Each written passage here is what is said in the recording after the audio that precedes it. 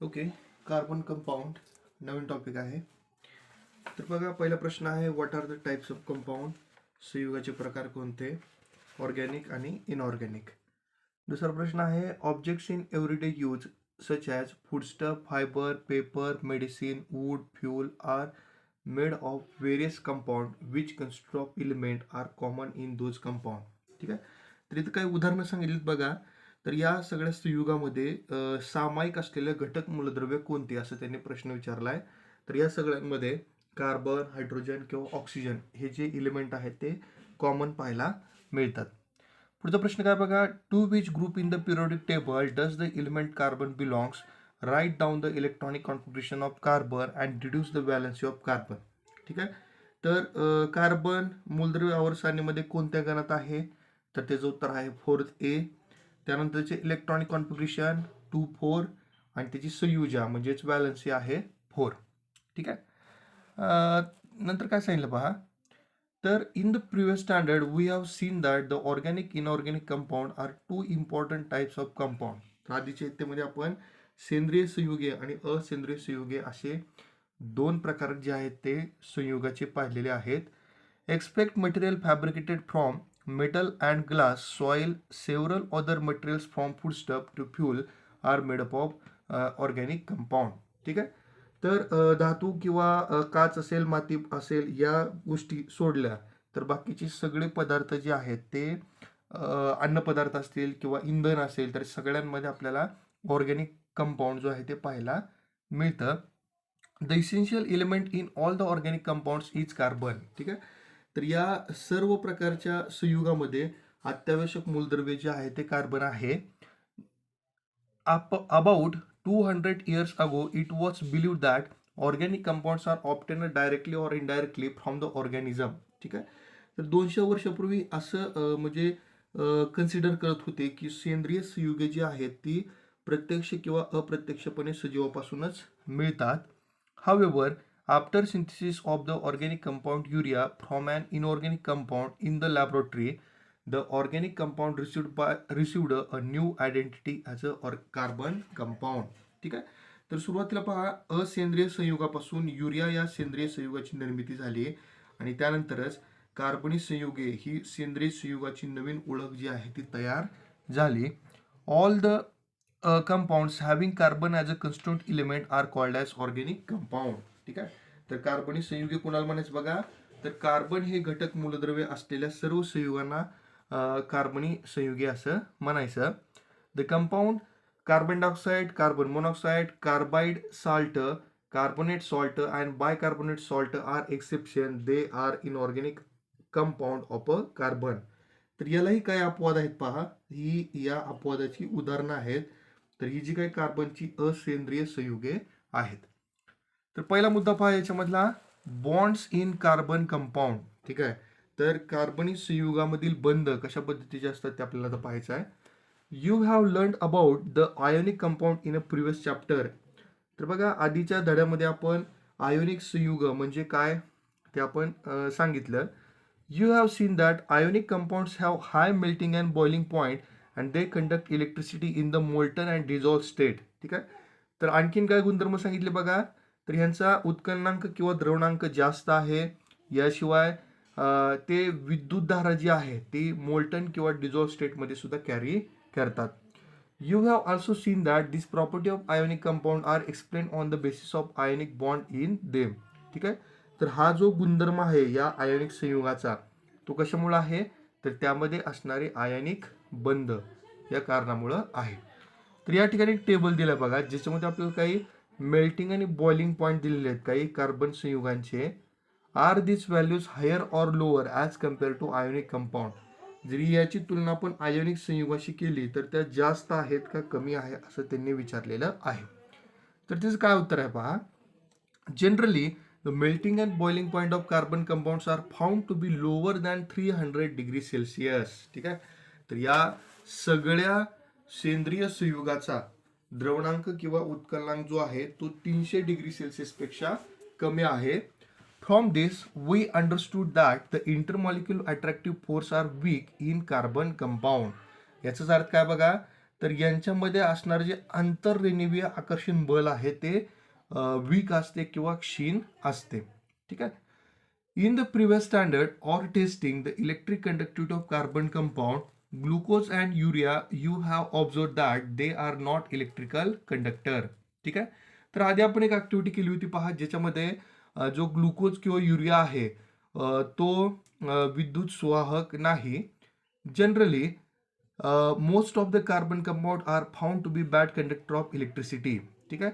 आणि बहुतेक जी कार्बनची संयुगे आहेत ते विद्युत दुर्वाहक आहेत. From it we understand that structure of most of carbon compound lack ionic bonds. ठीक आहे. तर कार्बनची जी संयुगाची रचना आहे त्यामध्ये आयोनिक बॉन्डचा आपल्याला अभाव दिसतो. It means that chemical bond in carbon compounds do not produce ion. ह्याचाच अर्थ काय, तर ही जी कार्बनी संयुगे आहेत त्याच्यामध्ये असणारे जे रासायनिक बंधांमुळे आयनांची निर्मिती त्या ठिकाणी होताना दिसत नाही. तर पुन्हा एक प्रश्न विचारला बघा, what is mean by chemical bond. तर त्याची व्याख्या आहे the force of attraction which hold the atoms together in a molecule is called a chemical bond. ठीक आहे. तर दुसरा प्रश्न काय बघा, what is the number of chemical bond that an atom of an element forms called. म्हणजे बघा, एखादं मूलद्रव्य तील एक अणू जितके रासायनिक बंध तयार करतो तर त्या संख्येला काय म्हणतात किंवा त्याची जी ही क्षमता आहे त्याला काय म्हणलं जातं, तर त्याचं उत्तर आहे catenation power. What are the two important types of chemical bond. रासायनिक बंधांचे दोन महत्वाचे प्रकार कोणते. पहिला आहे आयोनिक आणि दुसरा आहे कोव्हॅलंट. ठीक आहे. त्यानंतर नेक्स्ट पेजवरती काय सांगितलेलं आहे पहा. In the previous standard, you have learned about the relationship between electronic contribution and valency of element and also about the ionic and covalent bond. ठीक आहे. तर पहा, आधीच्या इयत्तेमध्ये आपण एखाद्या मूलद्रव्याचं इलेक्ट्रॉनिक स्वरूपण आणि त्याची असणारी संयुजा किंवा जे आयोनिक किंवा सहसंयुज बंध आहेत याच्याबद्दल आपण माहिती घेतली. Let's see the background of electronic contribution of carbon and covalent bonds formed. ठीक आहे. तर या ठिकाणी आपण कार्बन या अणूचं इलेक्ट्रॉनिक स्वरूपण आणि त्या ठिकाणी तयार होणारे जे कोव्हॅलंट बॉन्ड किंवा जे सहसंयुज बंध आहेत त्याच्याबद्दल आता माहिती घ्यायची आहे. तर बघा, तुम्हाला काय दिसतं या ठिकाणी, कार्बनचा अनुक्रमांक 6 आहे, त्याचं इलेक्ट्रॉनिक स्वरूपण 2-4 आहे, त्याची संयुजा 4 आहे आणि त्याला आता काय करायचं आहे, तर जी आउटरमोस्ट ऑर्बिट आहे ती कंप्लीट करायची आहे लॉ ऑफ ऑक्टेट प्रमाणे. तर त्याला दोन गोष्टी करता येतील, एक तर 4 इलेक्ट्रॉन डोनेट करावे लागतील आणि नियरेस्ट नोबेल गॅस जो हेलियम आहे तिथं जाता येईल किंवा 4 इलेक्ट्रॉन स्वीकारून जो निऑन आहे त्याचं इलेक्ट्रॉनिक कॉन्ट्रिब्युशन त्याला मिळवता येईल. ठीक आहे. तर बघा, you have seen that the driving force behind the formation of bond by an atom is to attain the stable electronic configuration of the nearest noble gas to obtain stability. तर आपल्या काय लक्षात आलं बघा, की एखादा अणू काय करतो, बंध तयार करण्यासाठी जी प्रेरक शक्ती असते ती म्हणजे नजीकच्या राजवायूची स्थायी असे इलेक्ट्रॉनिक स्वरूपण गाठून स्थैर्य प्राप्त करणे. ठीक आहे. आणि या ठिकाणी जो कार्बन आहे त्याच्या बाबतीत काय बघा, as the valence shell of carbon contains 4 electron there can be many alternative routes to attain a noble gas configuration. तर बघा, आता या ठिकाणी कार्बनची संयुजा 4 आहे, तर हा जो नियरेस्ट नोबेल गॅस आहे त्याचं इलेक्ट्रॉनिक कॉन्फिगरेशन मिळवण्यासाठी त्याच्याकडे खूप सारे मार्ग आहेत. तर पहिला मार्ग काय आहे पहा, to attend the configuration of noble gas helium by losing one after another all the 4 electrons. In this method, the net positive charge on the carbon atom goes on increasing during the loss of every electron. तर पहिला मार्ग काय बघा, या ठिकाणी जो helium आहे त्याचं इलेक्ट्रॉनिक कॉन्फिगरेशन मिळवण्यासाठी कार्बनला काय करावं लागेल, तर त्याचे संयुजा इलेक्ट्रॉन आहेत बघा 4, ते एका पाठोपाठ एक सगळे लॉस करावे लागतील, गमावे लागतील. याच्यामुळे काय होईल, तर कार्बनवरती असणारा जो नेट पॉझिटिव्ह चार्ज आहे तो प्रत्येक इलेक्ट्रॉन लॉस केल्यानंतर वाढताना दिसेल. त्यामुळे काय होईल पहा, therefore to loss the next electron more energy is required which makes the task more difficult. म्हणजेच काय, प्रत्येक वेळेस नवीन इलेक्ट्रॉन गमावताना त्याला जास्तीत जास्त ऊर्जेची गरज भासेल आणि हे अवघड आहे. Moreover, the C4 plus cation that would ultimately form in this process become unstable in spite of its noble gas configuration. याच्या विरुद्धच आपल्याला झालेला पाहायला मिळेल, कारण का आता हा जो C4 प्लस कॅटायन तयार झालेला आहे तो स्टेबल नसणार आहे. ठीक आहे. आणि जे नोबेल गॅस कॉन्फिगरेशन आहे, ठीक आहे, त्याच्या तुलनेमध्ये त्याचं रिझन काय सांगितलं बघा, because it has a small size with high net charge. ठीक आहे. आता त्याच्याकडे 2च इलेक्ट्रॉन आहेत, पण त्यामध्ये असणारा जो पॉझिटिव्ह चार्ज आहे तो वाढलेला आहे. Therefore carbon atom does not take this route to attain a noble gas configuration. आणि याच कारणामुळं हा जो मार्ग आहे राजवायूचं इलेक्ट्रॉनिक स्वरूपात मिळवायचा तो स्वीकारणार नाही. तर आता दुसरा पर्याय काय आहे पहा कार्बन पुढं, तो आपण बघूया. तर या ठिकाणी तो काय करेल, to attend the stable electronic noble gas neon by accepting 1 by 1 as the 4 electron in the valence shell. आता दुसरी शक्यता काय आहे, इथं मात्र त्याला जर नोबेल निऑनचं इलेक्ट्रॉनिक कॉन्फिगरेशन मिळवायचं असेल तर 4 इलेक्ट्रॉन स्वीकारावे लागतील. याच्यामुळे काय होईल पहा, in this method the net negative charge on the carbon atom goes on increasing while accepting every new electron. आता प्रत्येक नवीन इलेक्ट्रॉन स्वीकारला म्हणजे त्यावरती असणारा जो ऋण प्रभार आहे तो आपल्याला वाढताना दिसेल. Therefore more energy is required for accepting the next electron by overcoming the increasing repulsive force, making the task more and more difficult. ठीक आहे. तर ही जी वाढणारी ऊर्जा आहे ते स्वीकारणं सुद्धा या ठिकाणी अवघड आहे. ठीक आहे. Moreover, the C4 minus anion ultimately form would be unstable in spite of its noble gas configuration, as it would have small size with high net charge, making it difficult for the nuclear charge +6 to hold 10 electrons around it. ठीक आहे. तर अडचण काय बघा, 4 electron स्वीकारल्यामुळं ह्याच्यावरती ऋण प्रभार आहे, एकतर मॉलिक्यूलची साईज कमी आहे, केंद्रामध्ये 6 इलेक्ट्रॉन 6 पॉझिटिव्ह चार्ज आहेत, पण त्यांना 10 इलेक्ट्रॉनला सांभाळायचं आहे. ठीक आहे. तर याच्यामुळे काय होईल, therefore carbon atom does not take this route to attain a noble electronic gas configuration. त्यामुळं हा जो कार्बन आहे तो हा सुद्धा मार्ग स्वीकारणार नाही. आता तिसरा पर्याय काय समोर आहे बघा त्याच्या, तर या ठिकाणी मात्र तो काय करेल, to attain the noble gas configuration of neon by sharing 4 electrons of valence shell with 4 electrons of the other atom. In this method, 2 atoms share valence electron with each other. Valence shell of both atoms overlap and accommodate share electron. आता इथं मात्र electron द्यायचे नाहीत किंवा घ्यायचे नाहीत, फक्त काय करायचं आहे तर शेअरिंगमध्ये इलेक्ट्रॉन जे आहे ते ठेवायचे आहेत. आणि त्याचं उद्दिष्ट काय आहे, तर जो नियरेस्ट नोबेल गॅस आहे निऑन त्याचं इलेक्ट्रॉनिक कॉन्फिगरेशन मिळवायचं. ठीक आहे.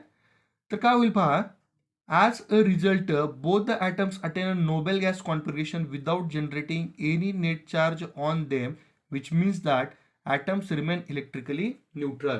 आता या ठिकाणी काय झालंय, इलेक्ट्रॉन दिले नाहीत किंवा घेतले नाहीत, त्यामुळं चार्ज येण्याचा इथं संबंधच नाही. ठीक आहे.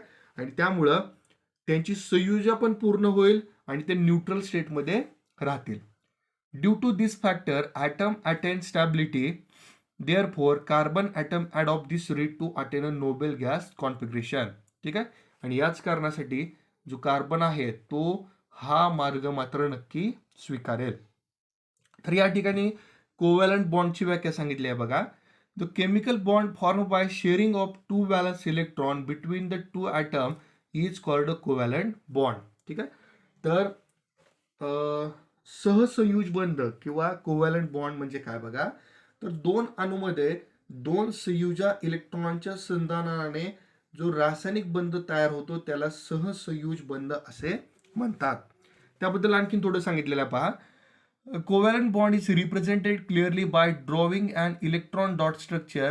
In this method, a circle is drawn around the atomic symbol and each of the valence electron is indicated by a dot or a cross.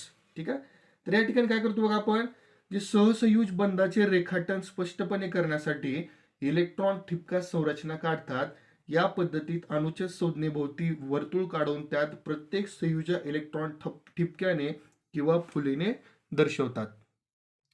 The covalent bond formed between the atom is indicated by showing the circle around the atomic symbol crossing each other.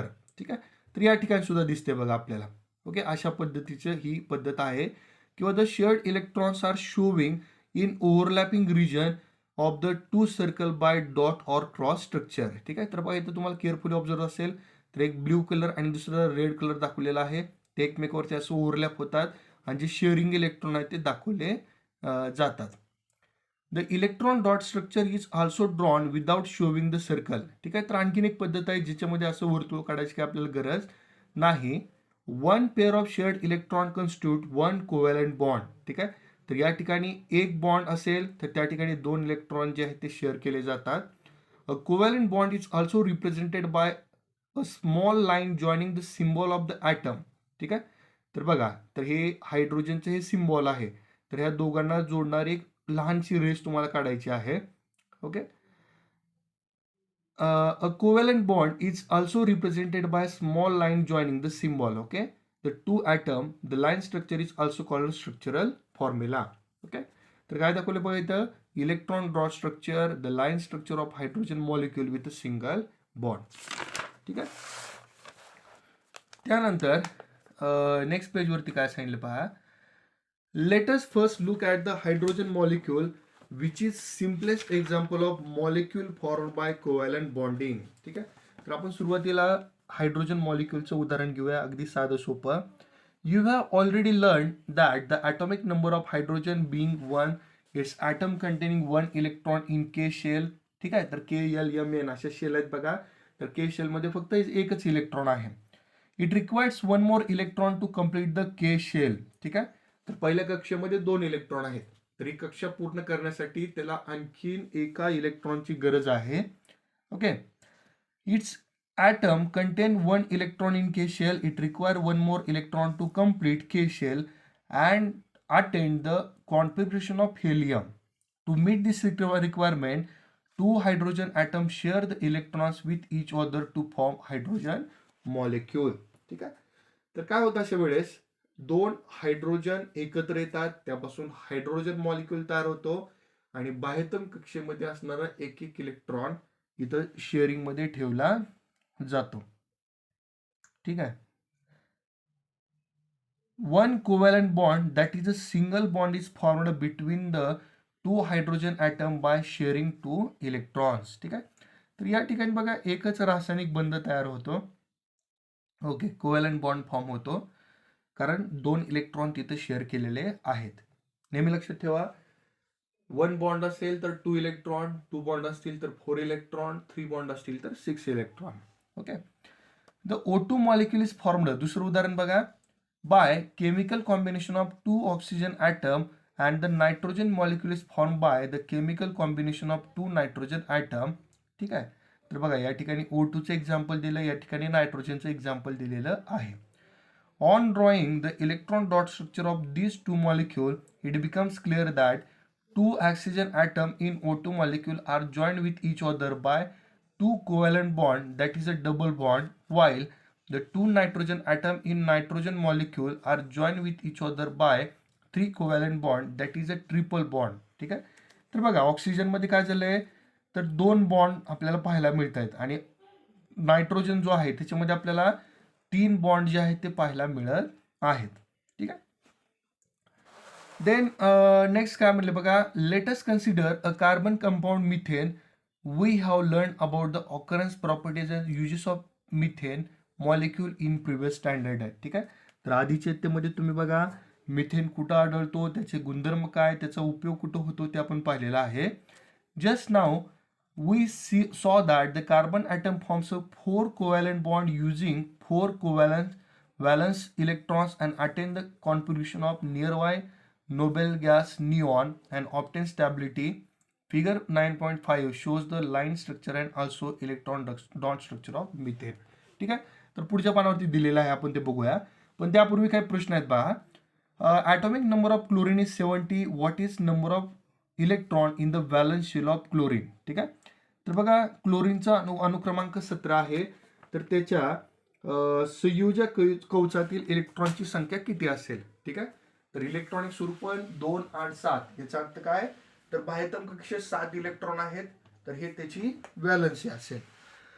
Molecular formula of chlorine is Cl2. Draw electron dot and line structure of chlorine molecule. ठीक आहे. तर या ठिकाणी पहा. Okay. तर हा chlorine आहे. बाह्यतम कक्षेत 7 इलेक्ट्रॉन, 2, 2, 4 आणि 2, 6 आणि 1, 7.